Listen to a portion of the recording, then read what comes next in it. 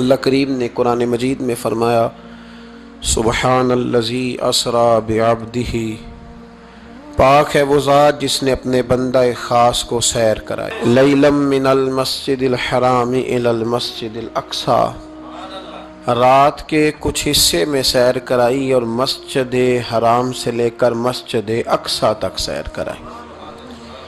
نبی کریم صلی اللہ علیہ وسلم کو اللہ نے بڑی ہی شانیں عطا فرمائی، بڑی عظمتیں عطا فرمائی۔ ان عظمتوں میں سے ایک بہت بڑی عظمت کا نام واقعہ معراج ہے۔ میرے بھائیوں، جب سے امت کے اندر خیالات تقسیم ہوئے ہیں، اپنی اپنی رائے لوگوں نے قائم کی ہے، تو کچھ ایسے ذہنوں نے بھی کچھ اختراعات ایسی بھی زمانے میں وضع کی ہیں، کہتے ہیں جی حضور کی تعلیمات زیادہ بیان ہونی چاہیے، نبی پاک کی شان بیان کرنے کا کیا معنی ہوا؟ یہ میلاد کا جلسہ، معراج کی محفل، حضور کی عظمتیں، شانیں، یہ کیوں بیان ہوتی ہیں؟ سوال یہ ہے ان دوستوں سے کہ اللہ کریم نے قرآن مجید میں فرمایا کہ انا اعطیناک الکوثر، محبوب بے شک ہم نے آپ کو خیر کثیر عطا فرمائی، دی ہے اللہ نے، دی ہے اپنے نبی کریم کو۔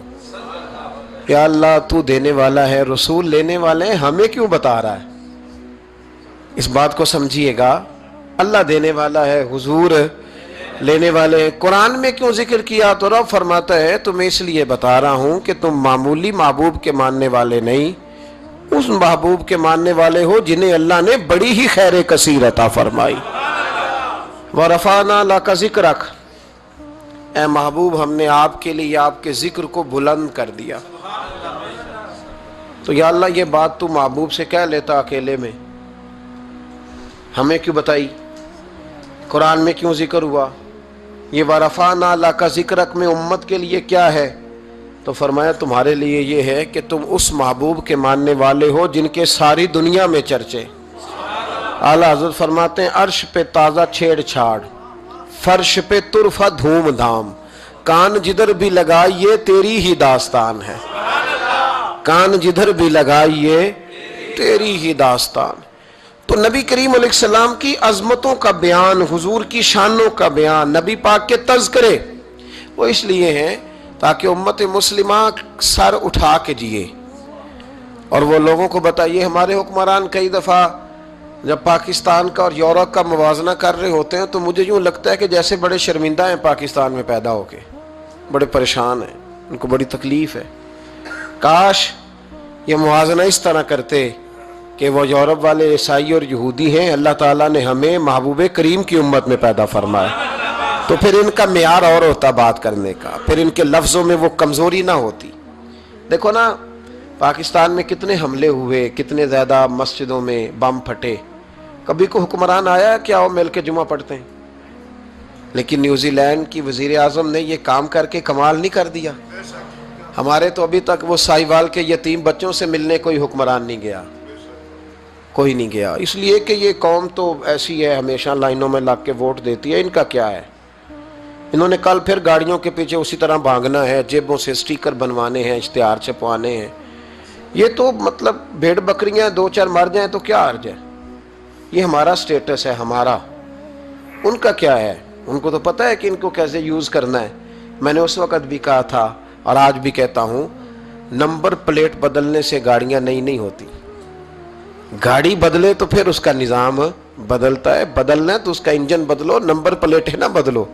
یہاں نمبر پلیٹیں بدل کے وہی گاڑیاں دوبارہ روڈ پہ چھوڑ دی جاتی ہیں۔ نہ ادھر ادھر کی تو بات کر، یہ بتا کہ قافلہ کیوں لٹا؟ مجھے رہزنوں سے غرض نہیں، تیری رہبری کا سوال ہے۔ تو یہاں تو تباہی اتر رہی ہے، اللہ تعالیٰ سمجھنے کی توفیق عطا فرمائے، اللہ ہمارے حال پر رحمت کی نظر فرمائے۔ تو یہ شرمندہ ہو کے جو لوگ باتیں کرتے ہیں نا، معاذ اللہ کمزوری دکھاتے ہیں، یہ اس کمزوری کو دور کرنے کا بہترین علاج یہ ہے کہ ہر گلی میں، ہر کوچے میں، ہر نگر میں میرے مصطفیٰ کی عظمتیں بیان کی جائیں۔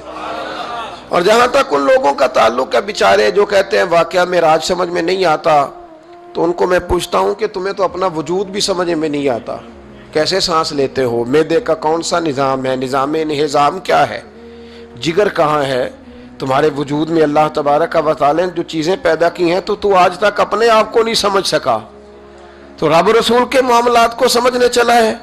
اپنی چھوٹی سی عقل کو اتنا پریشان نہ کر ورنہ تو الجھ جائے گا.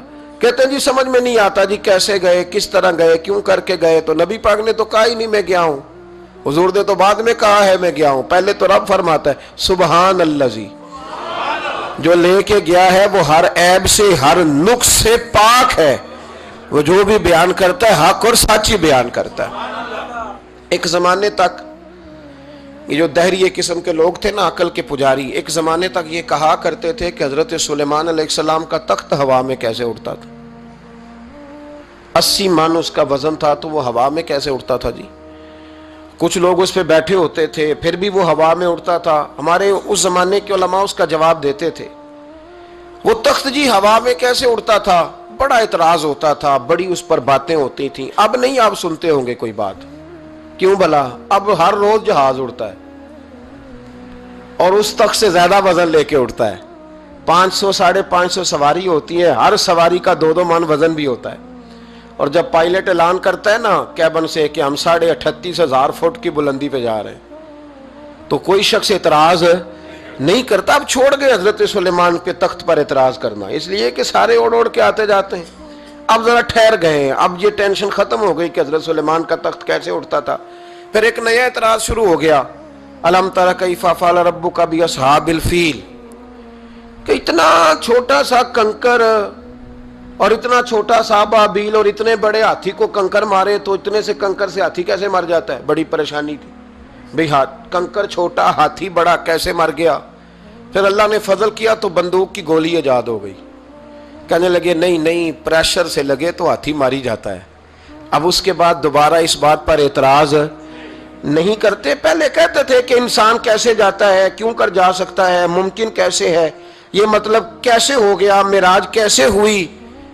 تو پھر ایک بندہ چاند سے تو ہو آیا ہے,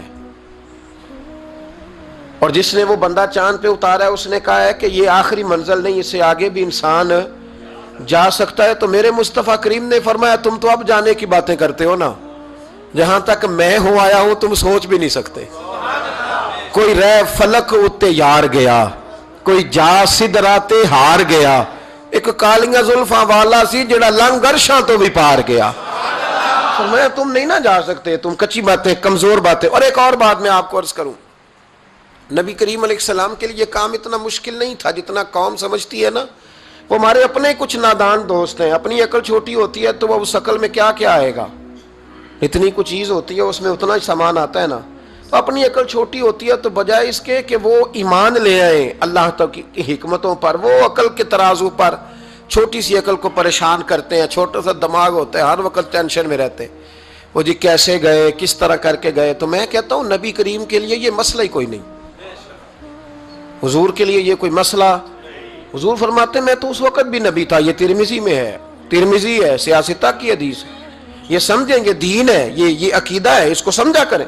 فرمایا میں تو اس وقت بھی نبی تھا جب آدم علیہ السلام کی مٹی گوندی جا رہی تھی. تو محبوب تو پہلے بھی ان سارے نظاروں کو جانتے ہیں, ہر چیز حضور کی نظر میں ہے.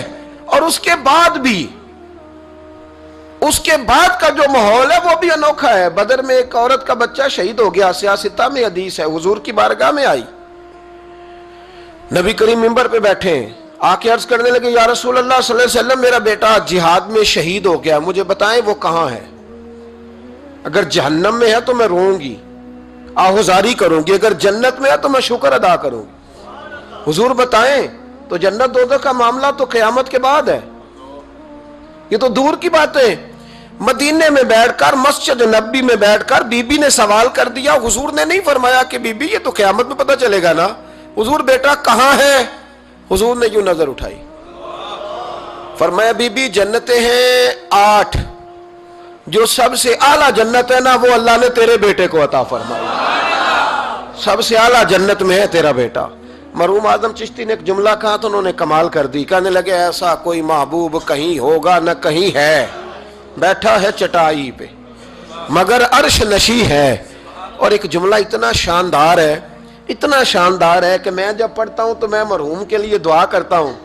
انہوں نے کہا کہ تو جو چاہے تو ہر شب ہو مثال شب اسرا. محبوب اگر آپ چاہیں تو روز معراج ہو. تو جو چاہے تو ہر شب ہو مثال شب اسرا، اس لیے کہ تیرے لیے 2-4 قدم عرش بری ہے. تیرے لیے 2-4 قدم، تیرے لیے 2-4 قدم عرش بری ہے. اور کہنے لگے ہر ایک کو میسر کہاں اس در کی غلامی. اس در کا تو دربان بھی جبریل امی ہے. اس در کا تو دربان بھی جبریل امی ہے. اور ملتا نہیں کونین کو کیا کیا تیرے در سے ایک لفظ نہیں ہے جو تیرے لب پہ نہیں ہے. نبی کریم صلی اللہ علیہ وسلم کے لیے یہ کوئی مشکل نہیں. جس طرح ہم الجھے ہوئے نا کہ مطلب کیسے تو کس طرح تو کس انداز میں، تو وہاں یہ کوئی کھاتا ہے ہی نہیں. حضور کے لیے تو 2-4 قدم ہے، جب چاہیں جب چاہیں. وہ ایک صاحب تھے مجھے کہنے لگے کہ وہ جی حضور تو گئے تھے حضرت جبریل لے کے تھے پروں پہ بٹھا کے. پہلے براق پہ گئے تھے، پھر حضرت جبریل کے پروں پہ، پھر رف پہ. ویسے تو نہیں نا بشر جا سکتا. تو میں نے کہا چلو مہربانی کرو تم بھی کسی دن براق پہ بیٹھ کے چکر لگا جاؤ. کوئی کوشش کرو نا یار، کسی جگہ پہ ٹھہرو تو صحیح. عجیب فلسفہ کہتے حضور. تو میں نے کہا چلو وہ تو رف تھی، حضرت جبریل کے پر تھے، براق تھا. تو وہ جو نبی پاک بعد میں 9 مرتبہ گئے اور آئے، حضور 50 نمازیں لائے نا. تو حضرت موسیٰ نے کہا کہ محبوب نہیں پڑھی جائیں گی، تو حضور گئے، 5 کی معافی ہوئی. پھر آئے تو حضرت موسیٰ نے کہا کہ محبوب نہیں، یہ نہیں ہوگا. یہ بھی نبی پاک کی فرما برداری ہے اللہ کی بارگاہ میں. حضور نہیں کہتے ٹھیک ہے یا اللہ تو 50 کہتا ہے تو 50 ہی قبول ہے. حضرت موسیٰ نے کہا محبوب نہیں، آپ کہیں، آپ کہیں. اور یہ حضرت موسیٰ کے دل میں بات بھی اللہ نے ڈالی، یہ بھی اللہ نے ڈالی کہ آپ میرے محبوب سے کہیں. انہوں نے نہیں کہنا، ان کو تو جو کہہ دیا جائے قبول ہے. حضور واپس گئے تو 9 چکر لگائے نبی کریم نے. اس کا مطلب ہے کہ اب وہ جو 9 چکر حضور گئے اور آئے تو وہ حضرت جبریل کے پروں پہ لگائے تھے. کسی جگہ کسی روایت میں ملتا ہے کہ حضور نے فرمایا جبریل ادھر لا دوبارہ براق، پھر جانا ہے. ادھر پر دوبارہ لا یا براق دوبارہ لا. 9 دفعہ گئے اور 9 دفعہ آئے. پھر مان لو کہ تیرے لیے 2-4 قدم عرش بری ہے. تیرے لیے 2-4 قدم عرش بری ہے. محبوب کی عظمت کو سمجھو. حضور جب چاہے، جس وقت چاہے، جس وقت چاہے، جس وقت دل چاہے. یہ تو میرے محبوب کا آنا جانا ہے، یہ تو رسول پاک کا آنا جانا ہے. حضور کا جب جی چاہے آئیں، جب جی چاہے جائیں. حضور نماز پڑھا رہے تھے، یہ صحیح مسلم کی حدیث ہے. مسلمانوں ساری زندگی آنکھیں کھول کے، دل کھول کے، خوشبو کی طرح مہک کر، پھولوں کی طرح تازہ تر و تازہ رہ کے زندگی گزارو. اس لیے کہ رب کریم نے تمہیں شانوں والا رسول عطا فرمایا ہے. طبیعتیں ٹھنڈی رکھو، مزاجوں میں سکون رکھو، خوش ہو جایا کریں حضور کا. آپ یقین کریں کسی جگہ محفل ملال لکھا ہوتا ہے تو طبیعت ٹھنڈی ہو جاتی کہ یہاں میرے نبی کی نعتیں پڑھی جائیں گی. کسی جگہ محفل معراج لکھا ہوتا ہے تو طبیعت ٹھنڈی ہو جاتی ہے، یہاں حضور کا ذکر ہوگا. یہ نا اپنے دل میں شوق پیدا کریں. جو لوگ کہتے ہیں نا بڑے دکھ ہیں، تو وہ حضور کی نعت سن کے راضی ہونا سیکھیں، اللہ انہیں سکھ عطا فرمائے گا. جو کہتے ہیں بڑے پریشان رہتے ہیں، تو وہ حضور کے درود و سلام سے راضی ہونا سیکھیں، اللہ سکون عطا فرمائے گا. سنگیو یاد رکھو، جو کہتے ہیں کہ دل بے قرار رہتا ہے، اپنے دل کو حضور کی تعریف سے جوڑ لے، رب تیرے دل کو سکون عطا فرمائے گا. خوش ہونا سیکھیں حضور کا نام سن کے، ٹھنڈا ہونا سیکھیں، طبیعتوں کو، کلیجوں کو ٹھنڈا کرنا سیکھیں، اللہ راحت عطا فرمائے گا. لیکن اگر بحث ہی بحث کرنی ہے تو کیسے جی، کس طرح جی، کس حال میں. میں بڑی تنقید کرتا ہوں پیسے لینے والوں، طے کرنے والوں پر. کئی دفعہ تکلیف بھی بڑی ہوتی ہے. ایک بندہ بڑی پیاری نعت پڑھ رہا تھا، بڑی پیاری، میں بھی سٹیج پہ موجود تھا. تو ایک صاحب سے میں نے کہا کہ یار آج تو مزہ آ گیا، کلام سننے کا لطف آ گیا. تو کہنے لگا اس نے 40,000 بھی لیا ہم سے. تو میں نے کہا یار ٹھیک ہے، اگر اس نے لے ہی لیا ہے نا تو تمہیں بحث کرنے کی کیا ضرورت ہے. جتنی اچھی وہ نعت پڑھ رہا ہے نا، میرے خیال میں 40,000 بھی تھوڑا ہے، اس کو زیادہ دینے چاہیے تھے. اور اگر اس نے لے لیے، اب دے دیے، تو اب بحث کرنے کی کیا ضرورت ہے. اب تو مزہ لینا چاہیے کہ میرے نبی کا ذکر کر رہا ہے. وہ جو لے دے رہا ہے وہ اللہ اس سے حساب لے لے گا نا خود ہی قیامت میں. یہ ہم بھی شکوہ کرتے ہیں، سمجھانے کی کوشش کرتے ہیں، لیکن ان شکووں میں آ کے ہم نے نعت تو نہیں نہ چھوڑ دینی. हुजूर का जिक्र तो नहीं ना छोड़ देना। अब इसके नीचे आके वो अपना जायका लेना, तो मैंने पहले भी आपको बताया था, फिर बताता हूँ। मैं मस्जिद नबी शरीफ में ना सलाम करने के लिए हाजिर हुआ।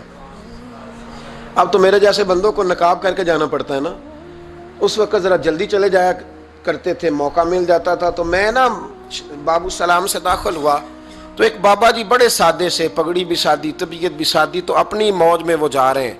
मवाजा शरीफ पे हाजिर हुए तो उसने कहा चल हाजी निकल। धक्के देते हैं ना, उनकी मौज है, वो धक्के दे रहे, तो बाबा बड़ा राजी है। यानी तबीयत बताती है, जिसने राजी रहना होता है, जिसका दिल करता है राजी रहने को, अल्लाह तौफीक भी दे ही देता है। और कुछ बेचारे दुनिया में आई परेशान रहने के लिए, उनका प्रोग्राम ही नहीं खुश होने का, इल्ला माशाअल्लाह। उनको बड़ी टेंशन होती है, इधर से भी टेंशन, इधर से भी टेंशन।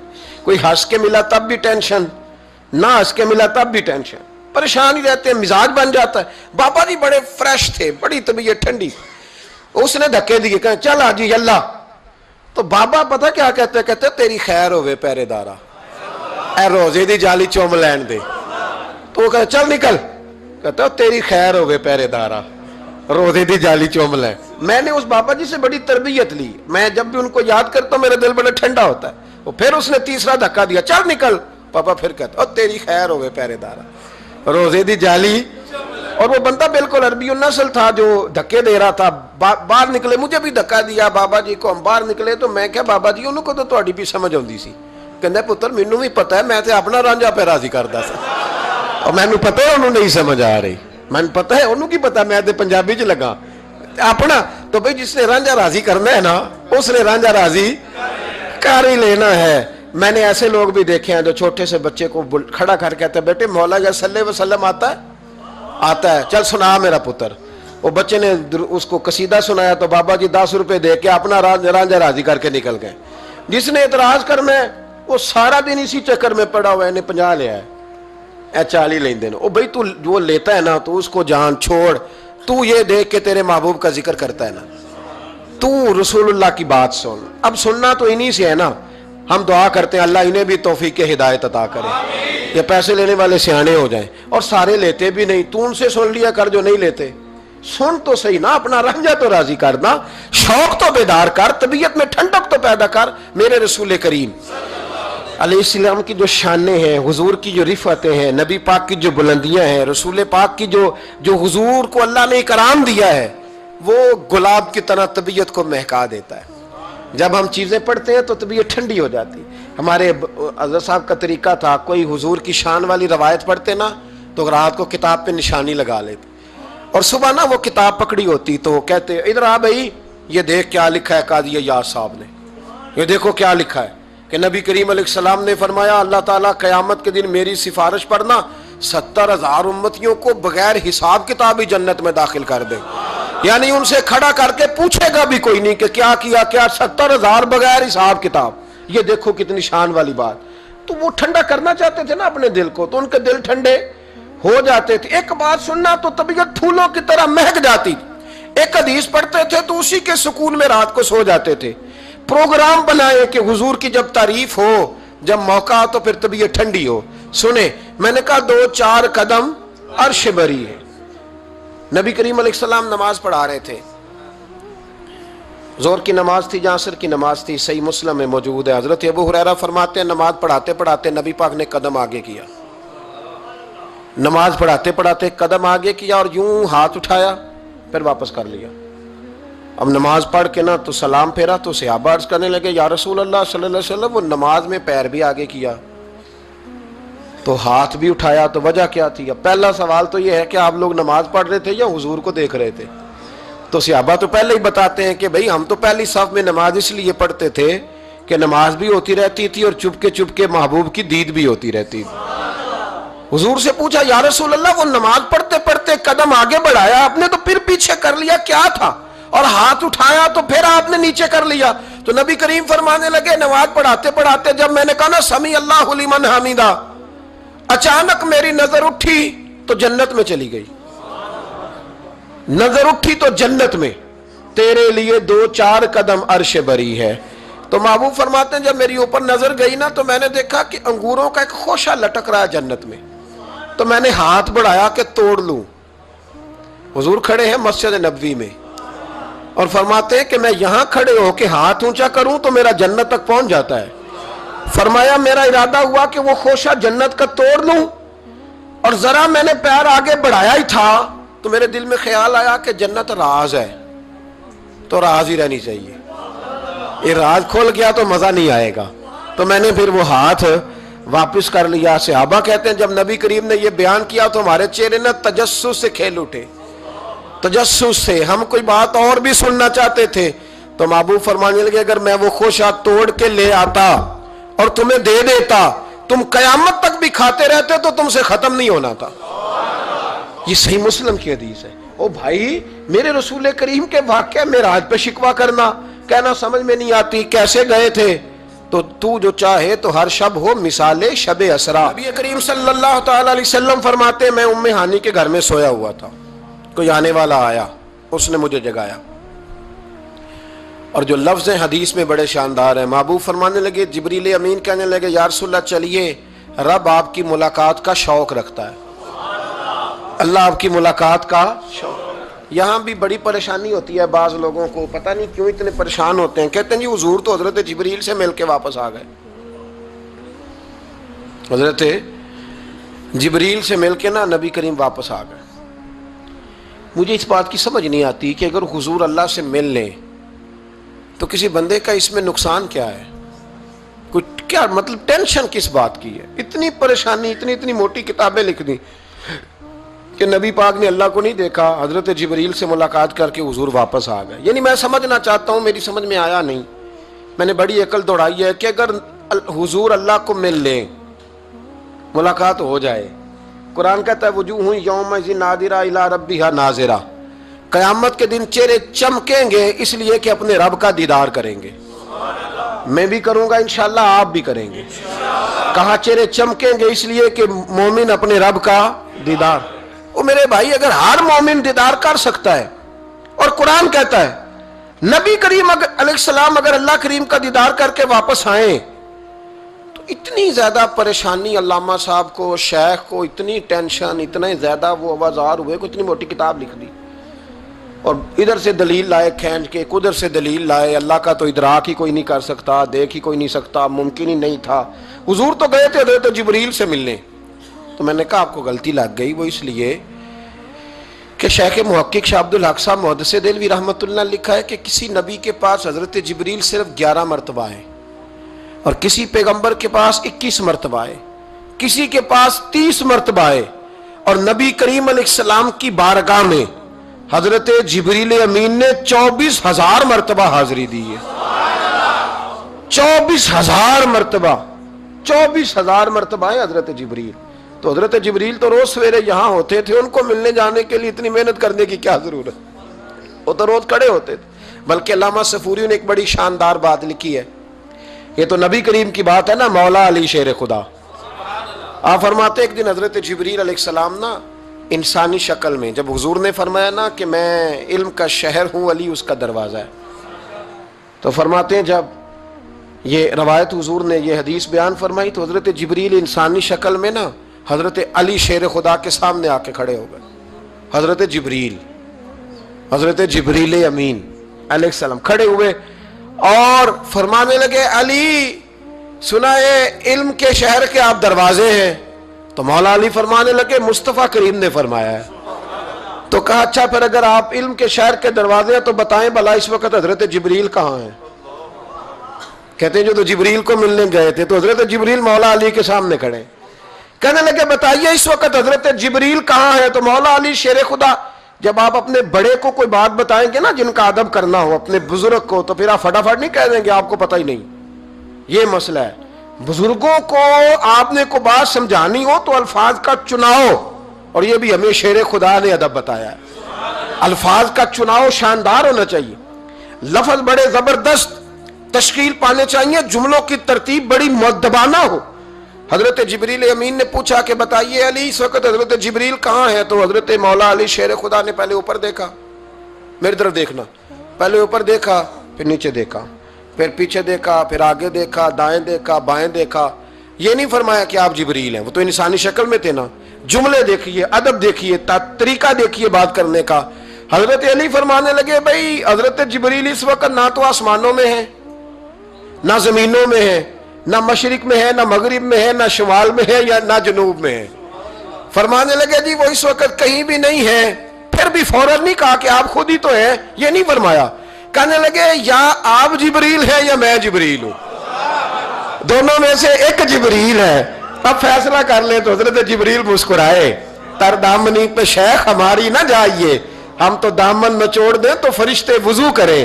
حضرت جبریل مسکرائے اور فرمانے لگے آپ تو ولی ہیں، جبریل تو میں ہی ہوں۔ آپ تو ولی ہیں، جبریل تو، او بھائی یہ حال ہے ان کے غلاموں کا، یہ حال ہے ان کے غلاموں کا، تو میری سرکار کا عالم کیا ہوگا۔ کہتے ہیں جی حضور گئے اور مل کے نا حضرت جبریل سے تو واپس آ گئے۔ تو میں نے کہا اب نہ پریشان ہو، اگر حضور اللہ سے میل بھی لے تو آپ کا فائدہ یہ ہے، نقصان کوئی نہیں، آپ کا کوئی نقصان ہے، کوئی نقصان نہیں۔ نبی کریم علیہ الصلوۃ والسلام تو فرماتے ہیں، جب رب کریم نے کہا نا السلام علیکہ ایھا النبی، معراج کی رات، السلام علیکہ، یہ جو تحیات آپ پڑھتے ہیں یہ معراج کا تحفہ ہے۔